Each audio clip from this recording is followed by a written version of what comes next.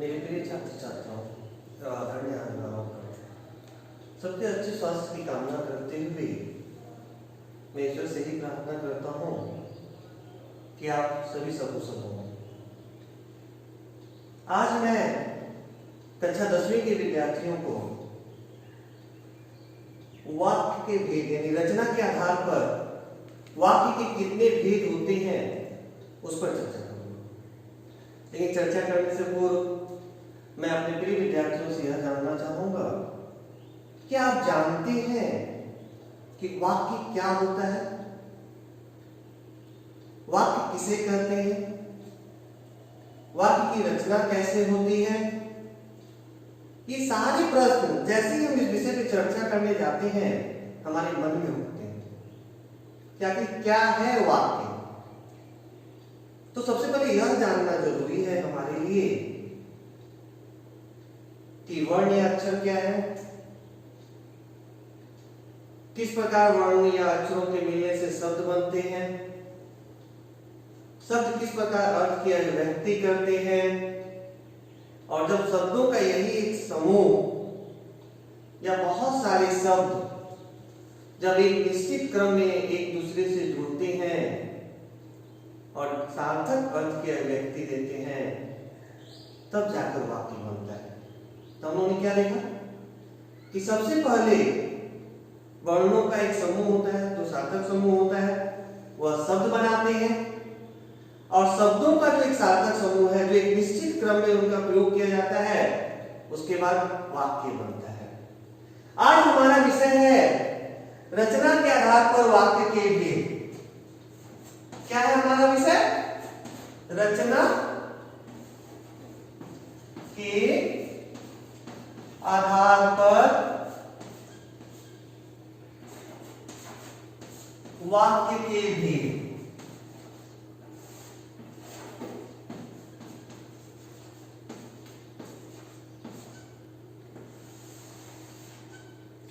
इसी को यह भी जानना जरूरी है कि वाक्य के जो भेद हम पढ़ रहे हैं ये दो दृष्टिकोण से होते हैं। कक्षा 9 में आप लोगों ने पढ़ा था कि अर्थ के आधार पर वाक्य के भेद। अब आप कक्षा 10वीं में आ चुके हैं, अब 10वीं कक्षा की छात्र हैं आप। यहां आपको पढ़ना है रचना के आधार पर वाक्य के भेद। तो यहां पे रचना क्या था? तो जैसे ही हम देखते हैं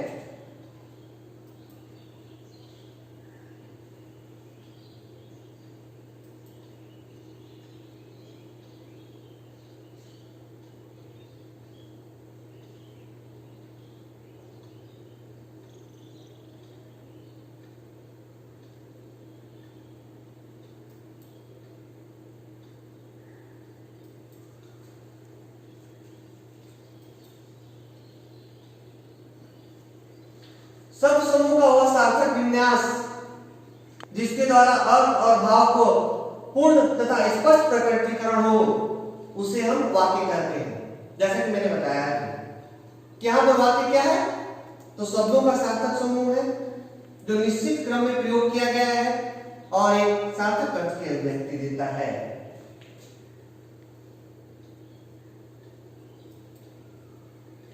वाक्य के गुण क्या होते हैं? आकांक्षा, योग्यता, निकटता और क्रम।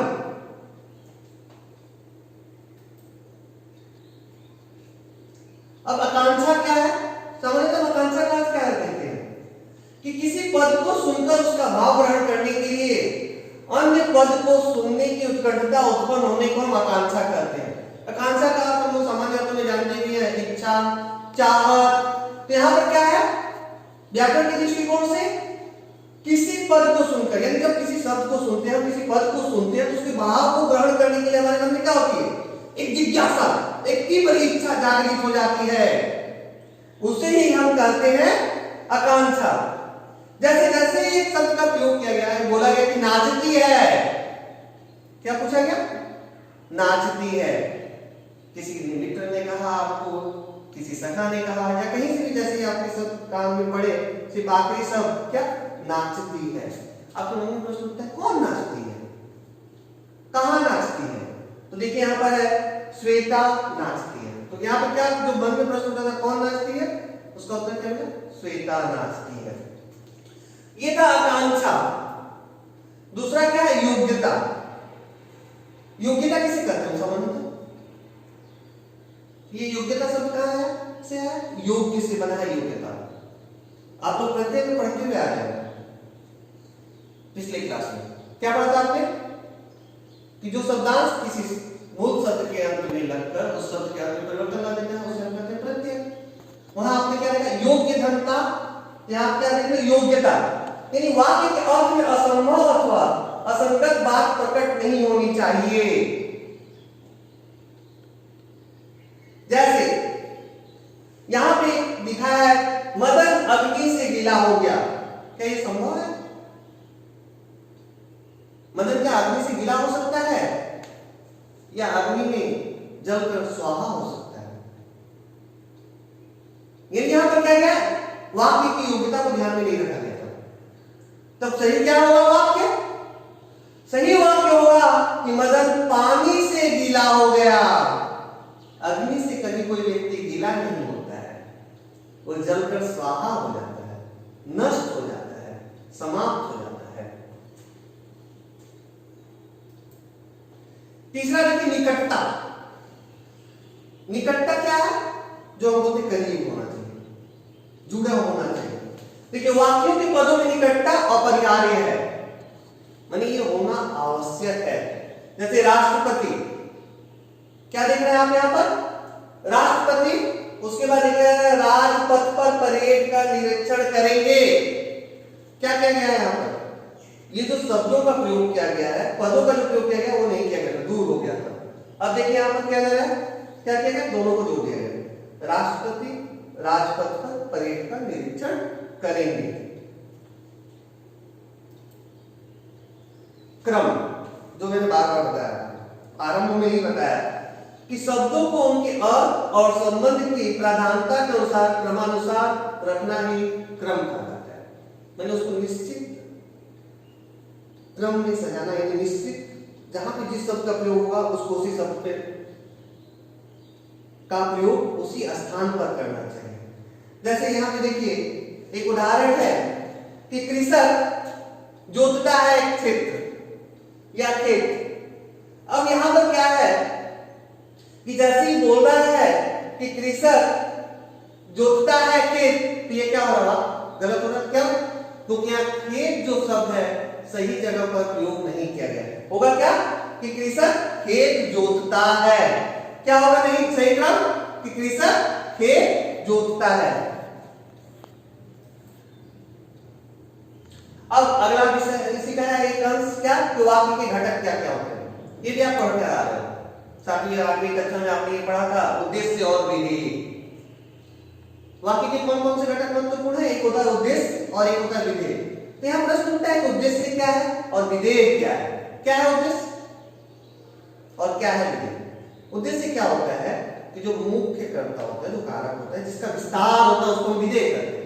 लेकिन कैसे विस्तार होगा, क्या होगा, देखिए यहाँ पर उद्देश्य वाक्य में जिसके बारे में कुछ कहा जाता है उसे हम उद्देश्य कहते हैं, यानी जिसके कारण उस वाक्य का विस्तार हो रहा है।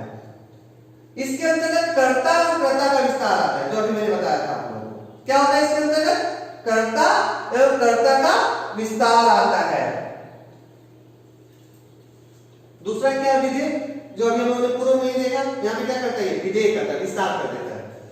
क्या है, वाक्य में उद्देश्य के विषय में जो कुछ कहा जाता है उसे हम कहते हैं विधेय। इसके अंदर क्या होगा देखिए, कर्म, क्रिया, क्रिया विस्तार आदि आ जाते हैं। यहां पे एक उदाहरण देख लीजिए, रजनी भजन गाती है। तो अब यहां पे क्या है, रजनी क्या है, यहां पर रजनी उद्देश्य है, उसका विस्तार क्या हुआ है, विधेय क्या हुआ है, भजन गाती है। तो आप देख रहे हैं कर्म क्रिया का विस्तार हो रहा है, किसके साथ, रजनी। रजनी कौन है, कर्ता, उसका विस्तार हो रहा है। दूसरा उदाहरण देखिए, तरुण खेलता है, यानी यहाँ पे तरुण क्या है, उद्देश्य है, विधेय क्या हो गया, खेलता है। अब यहाँ पे आ गया जो महत्वपूर्ण आज का जो विषय था हमारा, वो तो आधारभूत जानकारियां आवश्यक थी रचना के आधार वाक्य की भेद पढ़ने के क्रम में। क्या है, कितने भेद हो गए इसके? तो 3 भेद हो गए। पहला क्या है? सरल वाक्य, दूसरा क्या है? संयुक्त वाक्य, और तीसरा क्या है? मिश्र वाक्य। अगर आप इन तीनों भेदों पर ध्यान दें तो जैसा देख रहे हो आप, सरल वाक्य यानी ऐसे पता चलता है, साधारण सामान्य वाक्य जो हम लोग आए दिन अपनी जिंदगी में उपयोग करते हैं। संयुक्त में क्या होता है? यहाँ पे संयुक्त का अर्थ क्या होता है? जुड़ना, यानी यहाँ पे कुछ ना कुछ जुड़ा हुआ है। क्या जुड़ा हुआ है? जब हम संयुक्त अर्थ पढ़ेंगे उसमें उसकी चर्चा करेंगे कि क्या जुड़ा हुआ है, कैसे जुड़ा हुआ है, क्यों जुड़ा हुआ है। तीसरा है मिश्र वाक्य। मिश्र का अर्थ क्या होता है? मिला, मिश्र।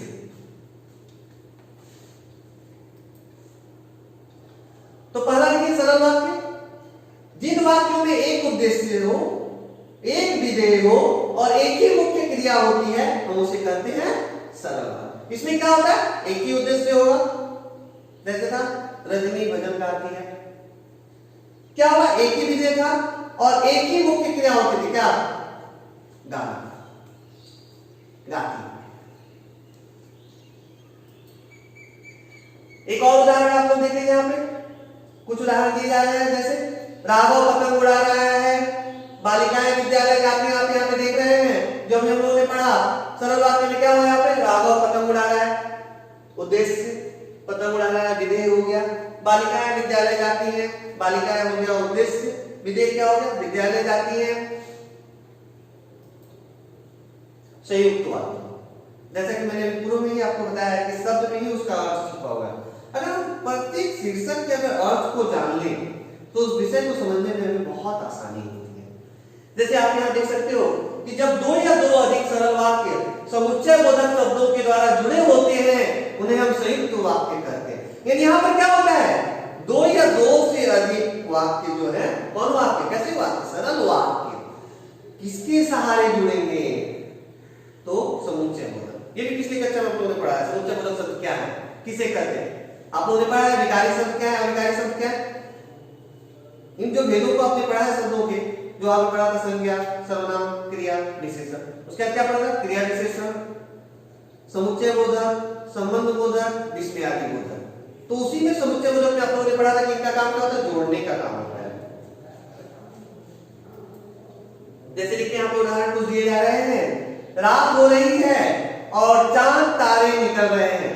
आप थोड़ा सा अगर पृष्ठभूमि में जाइए संयुक्त वाक्य के, तो आपको यहाँ पे आपका उत्तर मिल जाएगा, रात हो रही है। शब्द क्या है यहाँ पर? और, यही और शब्द है समुच्चय बोधक। क्या करना है?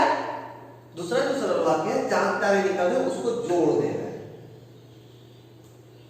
और एक उदाहरण आप देख सकते हो यहाँ पर, अध्यापक पढ़ा रहे हैं। मैं अभी समुच्चय बोधक शब्दों का प्रयोग नहीं कर रहा हूं, बाद में मैं चला जा रहा हूं। विद्यार्थी शोर कर रहे हैं। यहां पर आपने क्या देखा? कौन सा शब्द है जो समुच्चय बोधक शब्द का काम कर रहा है? किंतु। अध्यापक पढ़ा रहे हैं किंतु विद्यार्थी शोर कर रहे हैं। अगला वाक्य का जो भेद है वह है मिश्र वाक्य। तो जिन वाक्यों की रचना 2 या 2 से अधिक उपवाक्यों से हुई होती है, यानी यहां पर क्या होता है? 2 या 2 से अधिक उपवाक्य होते हैं और क्या करते हो? एक प्रधान होता है और बाकी क्या होते हैं? सभी उस पर आश्रित होते हैं, निर्भर करते हैं। जैसे क्या होता है? हमारे हेड ऑफ द फैमिली कौन होते हैं? परिवार का मुखिया कौन होता है? मम्मी और पापा।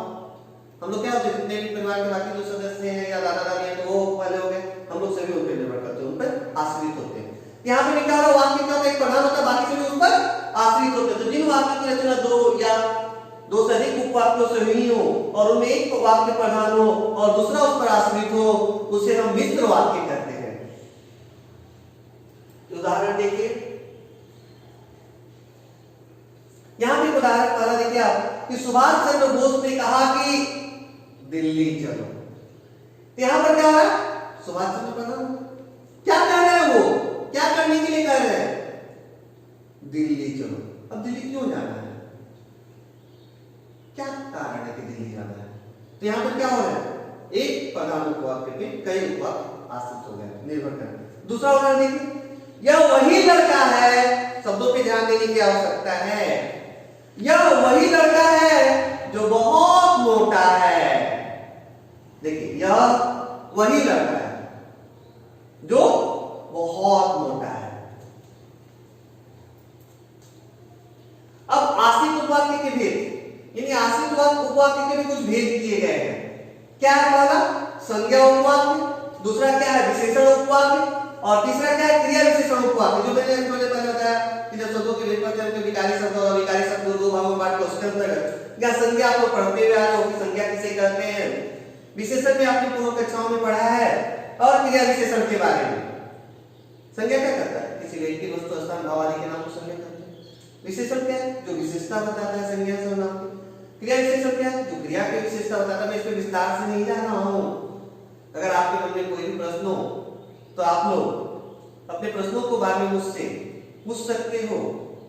इसके लिए मैंने पहले देखिएगा, हमारे जो है चैनल उसमें आएंगे वो नंबर, उस नंबर पे आप हमें कांटेक्ट कर सकते हो, या हेल्पलाइन नंबर जो भी उपलब्ध है।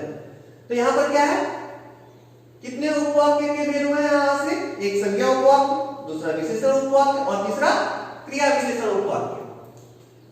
अब संज्ञा उपवाक्य क्या है, तो जो उपवाक्य प्रधान वाक्य की किसी संज्ञा अथवा संज्ञा पदबंध के स्थान पर प्रयोग होता है उसे हम संज्ञा उपवाक्य कहते हैं। सामान्यतः देखिए क्या होता है, संज्ञा में क्या होता है, संज्ञा उपवाक्य कैसे आरंभ होते हैं, कैसे आप पहचानेंगे कि संज्ञा उपवाक्य, तो यहाँ पे पहचानना है कि, यानी क पे आरंभ से कि आरंभ से होगा, मैंने जैसे ही ये मुझे शब्द मिलेगा वहां हमें समझ जाना चाहिए कि यहाँ पे संज्ञा उपवाक्य है। उदाहरण देखिए, यहाँ पे क्या उदाहरण, मां चाहती है कि उसका पुत्र बड़ा आदमी बने। यहाँ पे कौन सा शब्द है जो हमें बता दे रहा है कि संज्ञा उपवाक्य। मजदूर ने सबसे कहा कि कल छुट्टी है। फिर यहाँ पे भी देखिए, ये सब हमेशा ध्यान में रखने की आवश्यकता है, क्योंकि यही शब्द बताएगा कि कौन सा संज्ञा उपवाक्य है या विशेषण उपवाक्य है या क्रिया विशेषण उपवाक्य है। इसके लिए आपको इन छोटी छोटी बिंदुओं पर, इन शब्दों पर ध्यान देने की आवश्यकता है। विशेषण उपवाक्य, जो आश्रित उपवाक्य प्रधान वाक्य के संज्ञा या सर्वनाम की विशेषता बताता है उसे विशेषण उपवाक्य कहते हैं। जो मैंने बताया कि पूर्व कक्षाओं में आपने पढ़ा है कि विशेषण क्या करता है, विशेषता बताने का काम करता है। किसका, तो संज्ञा सर्वनाम के। तब इसका प्रयोग कैसे होगा, कैसे पहचानेंगे आप कि ये जो आश्रित उपवाक्य है ये संज्ञा है, देखा है आपको पहले, विशेषण है, विशेषण का भी देखिए कैसे पहचानेंगे। तो सामान्यतः विशेषण उपवाक्य का प्रारंभ जो है किससे होगा, जो, यहाँ देखिए एक उदाहरण के अंतर्गत रखा गया है जो, या इसके अन्य रूप क्या, जैसे जिसने, जो का अन्य रूप क्या है, जिसने, जिसे, जिससे, जिनको, जिनके लिए आदि सर्वनाम शब्दों से होता है।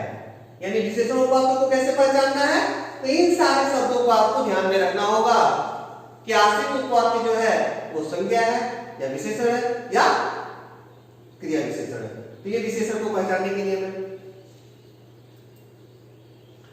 तीसरा देख, यहाँ पे उदाहरण एक देख लीजिए, यह वही नदी है जिसे लोग देव नदी भी कहते हैं।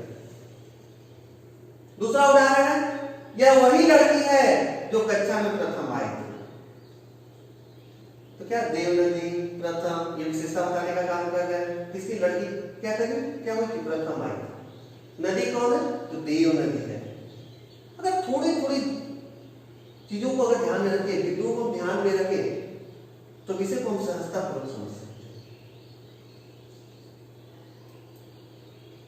क्रिया विशेषण उपवाक्य, जिस आश्रित उपवाक्य का प्रयोग क्रिया की विशेषता बताने के लिए किया जाता है उसे हम क्रिया विशेषण उपवाक्य कहते हैं।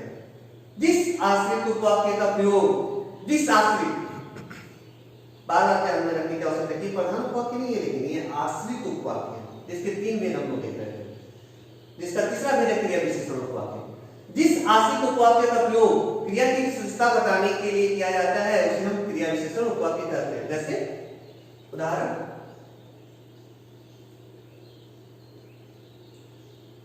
देखिए यहां पे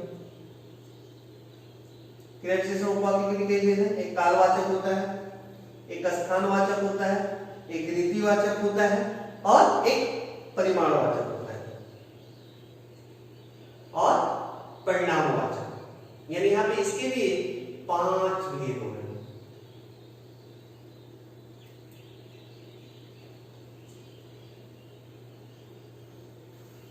क्या हो रहा है कि इन उपवाक्यों से क्रिया के होने का समय पता चलता है। अब ये शुरू कैसे होंगे देखिए, जो ही जब आदि शब्दों से प्रारंभ होता है। संज्ञा में आपने क्या देखा कि, सर्वनाम में क्या देखा, जो, जिसने, ऐसे सारे शब्दों का प्रयोग देखा। यहां पे क्या हो रहा, जो ही जब आदि शब्दों का प्रयोग आपको देखने को मिलेगा। जब वो घर के लिए निकला तभी वर्षा होने लगी। कौन सा शब्द है यहां पे, जब।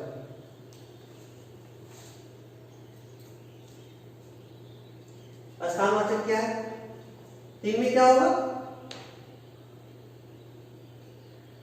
इन उपवाक्यों से क्रिया के होने के स्थान का पता चलता है। जैसे जहां, जिधर, जिस जगह आदि शब्दों से प्रारंभ होते हैं।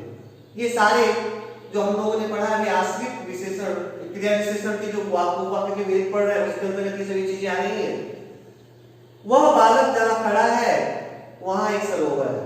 इस शब्द पे ध्यान दीजिए, जहां खड़ा है, क्या है वहां, एक सरोवर है। सब देखिए यहां पर, जहां, जिधर, ये स्थान के बारे में बताते हैं।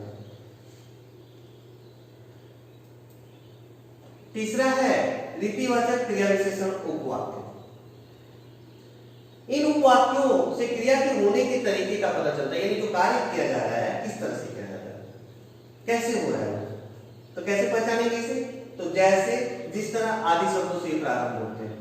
जैसा करोगे वैसा ही फल प्राप्त करोगे। हम लोग पूर्व में पढ़ते आ रहे कि जैसी करनी वैसी भरनी, जिसकी लाठी उसकी भैंस। यहां पे शब्दों में ध्यान दीजिए, जैसा करोगे वैसा ही फल प्राप्त करोगे। परिमाणवाचक क्रिया विशेषण, अगर शब्द पे ध्यान दीजिए, परिमाण, परिमाण से क्या बोला जा रहा है, क्या बोला जा रहा है, उसके मात्रा, कितनी मात्रा में, कितना, ज्यादा कम, थोड़ा। ये शब्दों का जो प्रयोग हमारे द्वारा किया जाता है, देखो जितना, जितनी, वह जितना दौड़ेगा उतना ही पुष्ट होगा। तो ऐसे शब्दों का प्रयोग जहां होता है वहां पे परिणाम का, किसका, परिमाणवाचक क्रिया विशेषण का पता चलता है। और जो अंतिम इसका है परिणाम, जिसको हम बताते हैं इसका परिणाम क्या निकलेगा, इसका समाधान क्या होगा, हल क्या होगा। तीन उपवाक्यों से क्रिया के होने के परिणाम अथवा कारण का पता चलता है। क्या, कैसे पहचानेंगे, यहाँ पे यदि होगा, यद्यपि होगा, ताकि होगा। ये सारे जो उपवाक्य होंगे ऐसे प्रारंभ होंगे, इसी शब्दों से ये आरंभ होंगे। जैसे यदि तुम पढ़ोगे तो अवश्य सफल होगे, तो क्या होगा, कब, सफलता हमें कब मिलेगी, बिना पढ़े। अगर हमें अच्छे प्राप्त अंक चाहिए, हम अच्छे अंकों के साथ पास करना चाहते हैं, तो उसके लिए क्या होगा, कठिन परिश्रम करने की आवश्यकता है। तो इसीलिए यहाँ पे देखने की आवश्यकता है, यदि तुम पढ़ोगे तो अवश्य सफल होगे।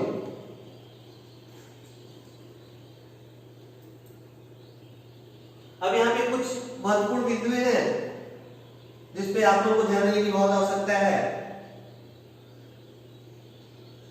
तो पहला महत्वपूर्ण बिंदु क्या है, शब्द समूह का वह सार्थक विन्यास जिसके द्वारा अर्थ और भाव का पूर्ण तथा स्पष्ट प्रकटीकरण हो, यानी स्पष्ट अर्थ की अभिव्यक्ति हो, उसे हम वाक्य कहते हैं। दूसरा महत्वपूर्ण बिंदु क्या है, वाक्य के लिए निम्नलिखित गुणों का होना आवश्यक है। किसकी किसकी, एक आकांक्षा, दूसरी योग्यता, तीसरी निकटता और चौथा है क्रम, निश्चित क्रम। वाक्य के दो घटक होते हैं, क्या, एक उद्देश्य और एक विधि। और अंतिम जो है कि रचना के आधार पर वाक्य के कितने भेद होते हैं, तो 3 होते हैं, सरल वाक्य, संयुक्त वाक्य और मिश्र वाक्य। इसके बारे में विस्तार से हम लोगों ने आज पढ़ा। अगली कक्षा में हम वाच्य विषय पर चर्चा करेंगे। धन्यवाद।